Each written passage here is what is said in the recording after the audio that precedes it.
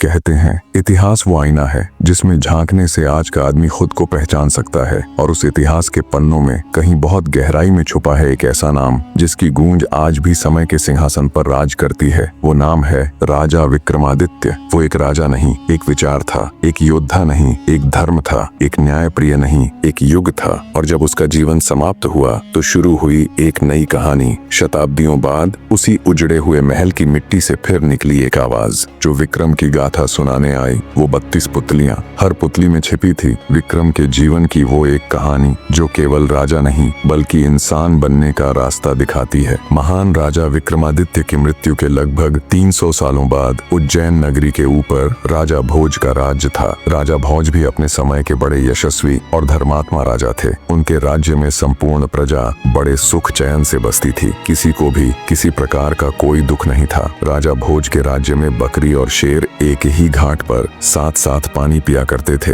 किसी को किसी से कोई भय नहीं था। उनके राज्य में चहुं और सुख शांति थी। किसी प्रकार की कोई कमी नहीं थी। राजा भोज एक आकर्षक छवि वाले गुणी व्यक्ति थे। वे इतने सुंदर थे कि कोई भी स्त्री उन्हें एक बार देख ले तो क्या मजाल कि वो मरते दम तक भी उन्हें भुला सके। उनकी सभा इतनी भव्य होती थी कि स्वयं इंद्रदेव भी उनसे ईर्ष्या करते थे। राजा भोज के दरबार के आगे इंद्र का दरबार भी फीका नजर आता था। राजा भोज की नगरी में सब कुशल मंगल से चल रहा था, पर एक दिन जब राजा भोज के हरकारे उनके किसी काम से जा रहे थे तो उन्होंने एक अजीब दृश्य देखा कि एक साधारण सा चरवाहा बीच खेतों के एक मचान पर चढ़ा हुआ है और चिल्ला चिल्ला कर राजा भोज के बारे में उल्टा सीधा कह रहा है। राजा भोज को पकड़कर मेरे पास लाओ, उसे सजा दिलवाओ और मेरा राज्य मुझे दे दो। एक चरवाहे के मुख से अपने राजा के लिए ऐसी बातें सुन हरकारों को बहुत गुस्सा आया। उन्होंने उस चरवाहे को पकड़कर नीचे उतारा और बोले, क्या बक रहा है तू? अगर राजा महाराज को तेरी इस हरकत का पता चलेगा तो वो तुझे तोप के मुंह पर बिठाकर उड़ा देंगे। हरकारों की बात सुन चरवाहा गिड़गिड़ाते हुए माफी मांगने लगा। मचान से उतरते ही एकदम से उसका व्यवहार बदल गया, जैसे उसे कुछ पता ही ना हो। उसे गिड़गिड़ाते देख हरकारों को उस पर दया आ गई। उन्होंने चरवाहे को छोड़ दिया और वहां से चले गए। अगले दिन जब वे फिर वहां से गुजरे तो उन्होंने फिर वही सब देखा और सुना। चरवाहा फिर से मचान पर चढ़ा, राजा भोज के बारे में उल्टा सीधा बोल रहा था। आसपास पूछने पर पता चला वो खेत किसी कुम्हारिन का था। जब भी वो अपने खेत में कोई फसल उगाती तो पूरे खेत में बहुत अच्छी फसल होती, पर उस मचान वाली जगह पर एक पौधा तक नहीं उगता था। आखिर कुम्हारिन ने उस जगह पर एक ऊंचा सा मचान बनवा दिया ताकि इसके ऊपर चढ़कर खेत की रखवाली की जा सके। चरवाहे के बारे में पूछा तो पता चला कि वो एक साधारण सा चरवाहा है, पर पता नहीं क्यों जब भी वो इस मचान यानी चबूतरे पर चढ़ता है तो इसी प्रकार की बातें करता है और नीचे उतरते ही उसका व्यवहार बिल्कुल सामान्य हो जाता है। ये सब जानने के बाद राजा भोज के हरकारों को बड़ा अजीब लगा। उन्होंने राजमहल जाकर ये सारा किस्सा ज्यों का त्यों राजा के सामने कह सुनाया। सारी बात सुन राजा भोज को भी बड़ा अचरज हुआ। हमारे राज्य में तो सब लोग सुख शांति के साथ रहते हैं, फिर वो चरवाहा ऐसी हरकत क्यों कर रहा है? जरूर इसके पीछे कोई तो बात है। हरकारे बोले, महाराज हमें तो लगता है उस मचान में ही कोई गड़बड़ है, क्योंकि जब भी वो चरवाहा उस पर चढ़ता है तो ऐसी बातें करता है, लेकिन जैसे ही वह नीचे उतरता है फिर से साधारण मनुष्य बन जाता है। सब जानने के बाद आश्चर्य के साथ राजा भोज बोले, अगर ऐसा है तो तुम मुझे तुरंत वहां ले चलो, मैं अपनी आंखों से ये सब देखना चाहता हूँ। राजा भोज ने अपने सैनिकों और दूतों को साथ लिया और कुछ ही समय में उस रहस्यमयी चबूतरे के पास जा पहुंचे और उससे थोड़ी दूरी पर छिपकर खड़े हो गए ताकि वह सब कुछ अपनी आंखों से देख और सुन सके। तभी वह आदमी फिर से चबूतरे पर चढ़ा और चढ़ते ही जोर से कहने लगा, लोगों जाओ जल्दी से राजा भोज को पकड़कर मेरे सामने लाओ, उसे मार डालो ताकि मैं उसका राज अपने हाथ में ले सकूं। ये सुनते ही राजा भोज गुस्से और हैरानी के मिश्रित भावों से भर जाते हैं, पर वे बिना कुछ कहे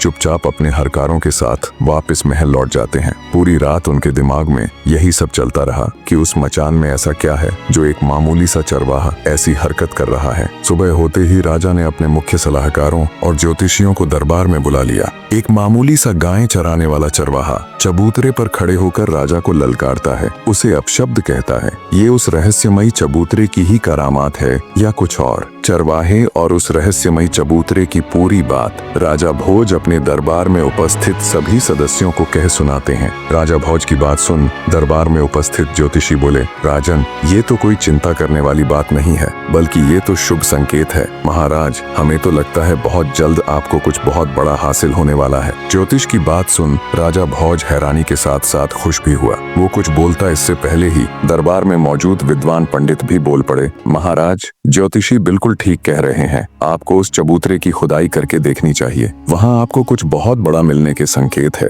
पहले ज्योतिषी फिर पंडित की कही बात सुन राजा भोज को भी ये विश्वास हो गया कि हो न हो उस रहस्यमयी चबूतरे के नीचे कुछ तो जरूर है, अवश्य ही वहाँ खुदाई करवाकर देखनी चाहिए। राजा ने तुरंत अपने राज्य के सभी बेलदारों को वहाँ जाकर खुदाई करने के निर्देश दिए और खुद भी अपने मुख्य सलाहकारों के साथ बड़ी दिलचस्पी लेकर उस चबूतरे के पास पहुँच गया। खुदाई करते करते जब मजदूरों ने मचान वाली जगह को अंदर तक गहरा खोद दिया, तब एक सोने का पाया नजर आया। सोने के पाए को देख राजा भोज की आंखें चमक उठीं। उसने मजदूरों को सख्त हिदायत दी कि अब आगे की खुदाई बड़े ध्यान से की जाए। शीघ्र ही धरती के अंदर मौजूद उस सिंहासन के चारों पाए नजर आने लगे। राजा सहित वहां मौजूद सभी हैरान थे। खुदाई पूरी हुई तो जमीन के अंदर दबा हुआ एक विशालकाय सिंहासन बाहर निकला। राजा के हुक्म पर मजदूरों ने बड़े ध्यान से सिंहासन को बाहर निकाला। बाहर आने पर जब राजा भोज ने उसे देखा तो वो मंत्र मुग्ध सा हो गया। ऐसा कुछ उसने आज से पहले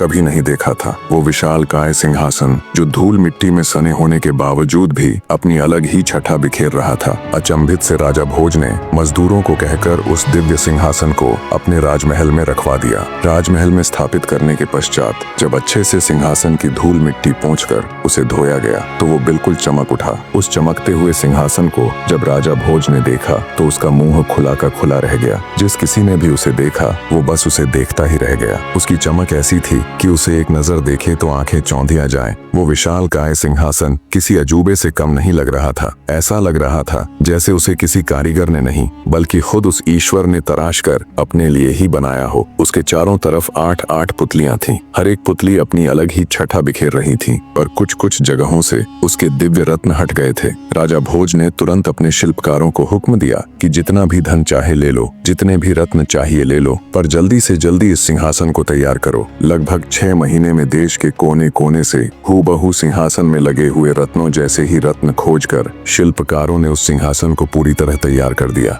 धरती के अंदर से निकला वो जादुई सिंहासन जब पूरी तरह तैयार हो गया तब राजा भोज उसे देखने के लिए आए तो उन्हें अपनी आंखों पर विश्वास नहीं हो रहा था कि वो ऐसा कुछ देख रहा है। उस दिव्य सिंहासन को देख भोज को लगा जैसे उस ऊपर वाले ने बड़ी फुर्सत से सिंहासन को तराश कर सिर्फ और सिर्फ उसी के लिए बनाया है। ये शायद उसके इतने अच्छे कर्म थे कि वो ईश्वर उस पर मेहरबान हुआ है और उसे ये दिव्य सिंहासन भेंट किया है। अपने मन में ऐसा विचार कर राजा भोज ने पंडितों को आदेश दिया कि एक शुभ मुहूर्त और उत्तम तिथि निश्चित करें ताकि वह स्वयं उस दिव्य सिंहासन पर बैठ सके। यह सुनकर पंडितों ने विचार विमर्श करके कार्तिक महीने में एक अत्यंत शुभ दिन और लग्न तय किया। वह तिथि हर प्रकार से उत्तम थी। पंडितों ने कहा, हे राजन, उस दिन आप सिंहासन पर विराजमान हो सकते हैं। समय अपनी गति के साथ बीता और आखिर वो शुभ दिन भी आ ही गया जब भोज को उस दिव्य सिंहासन पर विराजमान होना था। राजा भोज ने इस शुभ दिन को बहुत बड़ा बनाने की सोची। वो इस दिन किसी प्रकार की कोई भी कमी नहीं छोड़ना चाहता था। उसने अपने राज्य के सभी छोटे बड़े राजा, विद्वान पंडित, जादू टोने के जानकार, दूर दराज के प्रतिष्ठित व्यक्ति सभी को निमंत्रण भेजा। स्वयं राजा ने स्नान किया और उत्तम वस्त्र धारण किए। वेद पाठी पंडित वेदों का उच्चारण करने लगे, गंधर्व मधुर गीत गाने लगे, भाट राजा की वीरता और यश का बखान करने लगे और विविध प्रकार के वाद्य यंत्र बजने लगे। पूरे महल में आनंद उत्सव की लहर फैल गई। जो भी अतिथि आए थे उनका भव्य स्वागत हुआ। ब्राह्मणों को गांव दान में दिए गए, युवाओं को स्वादिष्ट भोजन और जो कुछ उन्होंने मांगा वह प्रदान किया गया। गरीब लोगों को वस्त्र भेंट किए गए, आम जनता को इनाम और भेंट दी गई। सारा नगर दान दक्षिणा और नेकी से भर गया। शाही सेना को विशेष भोजन और इनाम मिले। राजा के अपने खास सेवकों को अलग अलग प्रकार की कृपा और नवाजिशें दी गईं। संक्षेप में कहें तो जो भी लोग उस सभा में उपस्थित थे वे सब जय जयकार कर रहे थे। नगर के छोटे बच्चे से लेकर बूढ़े तक, गरीब से लेकर अमीर तक सब राजा भोज की कृपाओं से खुशी से झूम रहे थे। सभा के बीचों बीच वह दिव्य सिंहासन स्थापित था। राजा भोज अत्यंत प्रसन्न मन से भगवान श्री गणेश का स्मरण करते हुए सिंहासन के पास जाकर खड़े हो गए। जैसे ही राजा ने सिंहासन पर चढ़ने के लिए अपना दाहिना पैर बढ़ाया तभी सभी पुतलियां खिलखिलाकर हंस पड़ीं। सिंहासन में लगी निर्जीव पुतलियां हंसी। ये किसी अचंभे से कम नहीं था। कुछ समय पहले जहां नाच गाना राग रंग हो रहा था वहां एकदम से घोर सन्नाटा पसर गया। सबके मुंह भारी आश्चर्य से खुले के खुले रह गए। किसी को भी समझ नहीं आया कि ये हुआ तो आखिर हुआ क्या। राजा भोज भी एकदम सन्न पड़ गए, मानो पत्थर के बने हों। उनका मुंह पीला पड़ गया और गला एकदम सूख गया। घबराहट और शर्मिंदगी के मिश्रित भावों ने उन्हें घेर लिया। उनके आश्चर्य की सीमा नहीं थी। मारे शर्म और भय के राजा भोज तो जैसे धरती में घुसे जा रहे थे। आगे बढ़ाया हुआ अपना दाहिना पैर उन्होंने तुरंत पीछे खींच लिया। बिना सांस मांस की पुतली जब खिलखिलाकर हंसी तो मारे भय के राजा भोज का रंग उड़ गया। पूरी सभा में घोर सन्नाटा पसर गया। राजा भोज ने किसी तरह साहस जुटाया और सिंहासन पर बनी पुतलियों की तरफ देखते हुए बोले, तुम सबने ऐसा क्या देखा जो तुम यूं खिलखिलाकर हंसी? क्या मैं बलशाली राजा गज का पुत्र यशस्वी नहीं हूँ? क्या मैं क्षत्रियों में कायर हूँ? क्या मैं निर्बल या नपुंसक हूँ? क्या मैं निर्दयी हूँ? क्या मेरी प्रजा मेरी आज्ञा नहीं मानती? क्या मेरे दरबार में योग्य पंडित नहीं है? क्या मेरे राज्य में पद्मिनी जैसी गुणी और सुंदर स्त्रियां नहीं हैं? क्या मैं राजनीति का ज्ञाता नहीं हूँ? क्या मैं कभी किसी सभा में अपमानित होकर बैठा हूँ? आखिर ऐसा क्या कारण है जो तुम सब मुझ पर यूं हंसी? कृपया मुझे बताओ। राजा की यह स्पष्ट और आत्माभिमानी बात सुनकर सिंहासन पर बनी उन पुतलियों में से रत्नमंजरी नामक प्रथम पुतली सिंहासन से निकलकर मानव रूप में राजा भोज के सामने प्रकट हो गई और बोली, हे राजन, मेरी बात ध्यान लगाकर सुनो। मैं तुम्हें एक कथा सुनाने जा रही हूँ। जो भी बातें तुमने अपने विषय में कही वे सब ठीक हैं। तुम्हारा तेज तो सूर्य से भी अधिक अग्नि की ज्वाला के समान है, परंतु इन सब का इतना भी घमंड मत करो, क्योंकि ये कोई साधारण सिंहासन नहीं है। तुमने अपने मन में न जाने क्या सोच लिया है। बस थोड़ी सी शक्ति और वैभव पाकर तुम अहंकार में डूब गए और अपने वास्तविक स्तर को भूल बैठे। सिंहासन पर बैठने से पहले तुम ये अच्छे से जान लो कि जिस राजा विक्रमादित्य का यह सिंहासन है, तुम उसके एक बाल के बराबर भी नहीं हो। उसके दरबार में तुम जैसे राजा केवल सामान्य नौकरों के समान ही थे बस। प्रथम पुतली रत्नमंजरी की बात सुन पहले से ही खार खाए राजा भोज का गुस्सा 7वें आसमान पर जा पहुंचा। वे भड़कते हुए बोले, अगर ऐसा है तो फिर मैं इस सिंहासन को अभी नष्ट करवाकर फिर से धरती में गड़वा दूंगा। राजा भोज के इतना कहने पर रत्नमंजरी कुछ कहती। इससे पहले ही सभा में मौजूद राजा भोज के कुल पुरोहित यानी उनके गुरु वर्षाचारी बोले, राजन, आपका यह व्यवहार न्याय से बहुत दूर है। पहले पुतली की बात ध्यान से सुनिए, बाद में जैसी आपकी इच्छा हो फैसला ले लीजिएगा। कुलगुरु की बात सुन राजा भोज कुछ शांत हुए और बोले, ठीक है, मैं भी तो जानूं आखिर सच्चाई क्या है। तब पुतली रत्नमंजरी बोली, मैं क्या कहूँ राजन, यदि केवल इन गुणों को ही मापदंड मान लिया जाए तो तुम जलकर भस्म हो जाओगे। जब तुम विक्रमादित्य की संपूर्ण कथा सुनोगे तब तुम्हें खुद पर लज्जा आएगी और तुम जिस जीवन को महान समझ रहे हो तुम्हें ये तुच्छ लगने लगेगा। और रही बात हमें और इस सिंहासन को नष्ट कर फिर से धरती में गाड़ने की, तो हमें कोई भय नहीं राजन। हम तो उसी दिन मर चुकी थीं जिस दिन राजा विक्रमादित्य दिव्य लोक में चले गए थे। इतने में राजा का दीवान यानी उनका प्रधानमंत्री पुतली से बोला, हे सिंहासन की पुतली, अब बातों में वक्त जाया मत करो और अपने इस गुस्से को त्याग कर हमें राजा विक्रमादित्य की कथा सुनाना प्रारंभ करो। तब प्रथम पुतली रत्नमंजरी कथा कहना आरंभ करती है। तो सुनो राजन, एक राजा की 4 रानियां थीं। राजा गंधर्व सेन जात पात में बिल्कुल भी विश्वास नहीं रखते थे, इसलिए उन्होंने उस समय समाज में मौजूद सभी 4 वर्गों यानी 4 जातियों की कन्या से विवाह कर लिया। उसकी 4 रानियों में एक ब्राह्मण, दूसरी क्षत्रिय, तीसरी वैश्य यानी बनिया और चौथी शूद्र यानी मजदूर जाति से थी। उसे ब्राह्मणी से एक पुत्र हुआ जिसका नाम ब्रह्मजीत रखा गया। क्षत्राणी से 3 बेटे हुए, एक का नाम शंख,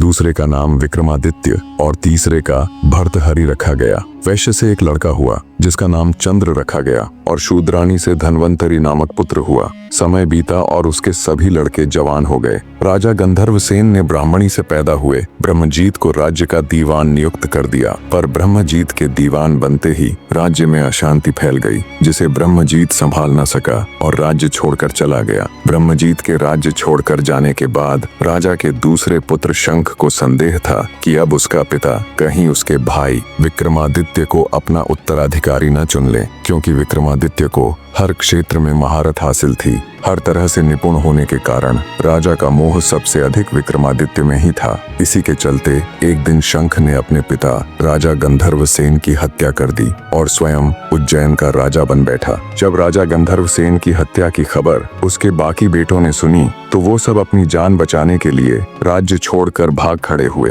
विक्रमादित्य को जब अपने भाई के इस कृत्य का पता चला तो उन्हें अपने भाई पर अथाह क्रोध आया, पर समय की नजाकत ताकत को भांपते हुए उन्होंने बुद्धि से काम लिया कि अभी समय उसके पक्ष में बिल्कुल भी नहीं है। सारा राज्य काज, शस्त्र बल इत्यादि उसके भाई शंख के नियंत्रण में है। अंततः समय अनुकूल न होने के कारण विक्रमादित्य भी उज्जैन को छोड़कर जंगलों में चले जाते हैं। सबके जाने के बाद शंख आराम से उज्जैन नगरी के ऊपर शासन करने लग जाता है, पर फिर भी उसे रह रहकर ये डर सताता कि एक दिन उसके भाई वापस आकर उसकी हत्या कर ये सत्ता छीन लेंगे। इसी आशंका के चलते राजा शंख ने निर्णय लिया कि वो अपने भाइयों का पता लगाकर उन्हें भी मरवा देगा। राजा शंख ने एक दिन देश प्रदेश से बड़े बड़े ज्योतिषी और भविष्यवक्ता बुलाए और अपना भाग्य बताने के लिए कहा। जब ज्योतिषी और भविष्यवक्ताओं ने राजा शंख की कुंडली के माध्यम से उसका भविष्य देखा तो उन्हें बड़ा अचरज हुआ। उन्होंने राजा शंख को बताया कि उसे उसके किसी भाई से कोई खतरा नहीं है, केवल विक्रमादित्य को छोड़कर उसकी कुंडली बता रही है